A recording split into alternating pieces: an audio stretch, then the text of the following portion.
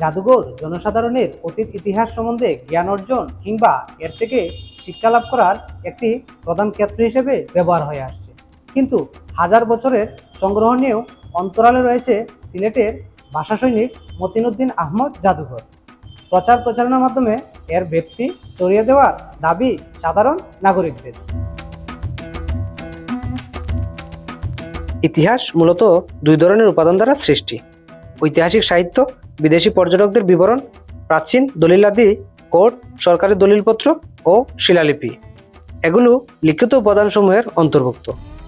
অলিখিত উপাদানসমূহের মধ্যে রয়েছে মুদ্রা, স্মৃতিস্তম্ভ, অট্টালিকা, মাইলফলক, সৌধ, প্রাচীন কারুকার্য ইত্যাদি। সময়ের পরিক্রমায় বিভিন্ন জাদুঘর জনসাধারণের জানার ধারণাকে পাল্টে দিচ্ছে প্রতিনিয়ত। তেমনি সিলেটের ভাষা সৈনিক মতিনুদ্দিন আহমদ জাদুঘর অতীতের অনেক স্মৃতি বহন করে চলছে। দরগাগেটে অবস্থিত মুসলিম সাহিত্য সংসদের ৫ম তলায় এই জাদুঘরের অবস্থান।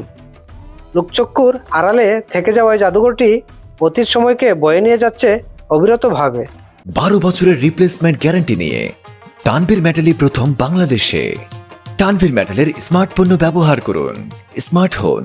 অধিকাংশ মানুষের অচেনা এই জাদুঘরটি কালের সাক্ষী হয়ে দাঁড়িয়ে আছে ইতিহাসের অনেক উপাদানকে সঙ্গী করে।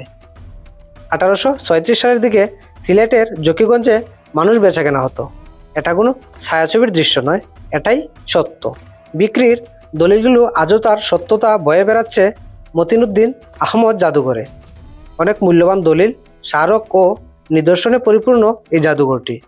এখানে রয়েছে লক্ষ বছরের পুরনো গাছের পাথর, সোনার জরিখচিত মজলিস শাড়ি, ২ মণ ওজনের হাতির দাঁত, ব্রিটিশ বিরোধী আন্দোলনের মহান সৈনিক সূর্যকুমার সেনকে ধরিয়ে দিতে ঘোষিত পুরস্কারের বিজ্ঞাপন সহ অনেক কিছু। আমাদের প্রচুর দর্শনার্থী আসে। হয়তো আগে অনেক কিছুটা কম ছিল, কিন্তু বর্তমানে আমাদের এই দর্শনার্থীর সংখ্যাটা বাড়তেছে।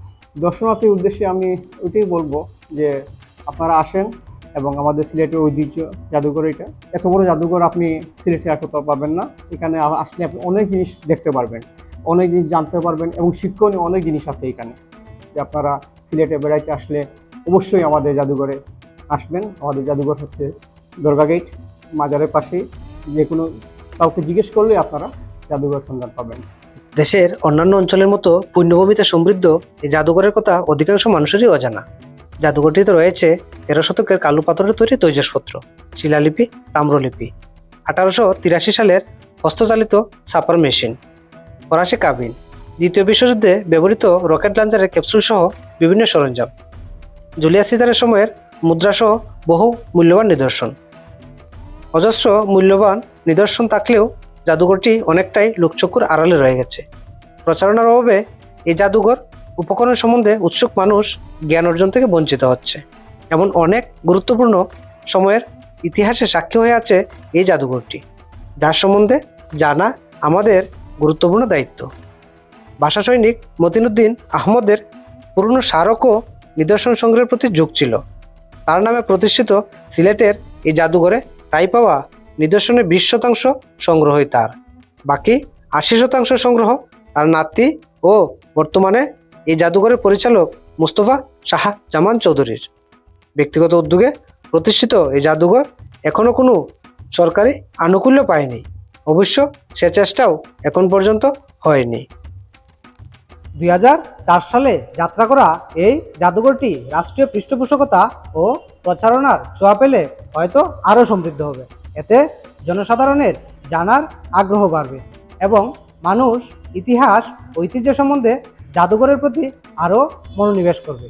তাই হাতে সময় পেলে ঘুরে যেতে পারেন ভাষা সৈনিক মতিনুদ্দিন আহমদ এই জাদুঘরটি। পল্লব ভট্টাচার্য, সিলেট ভিউ, সিলেট।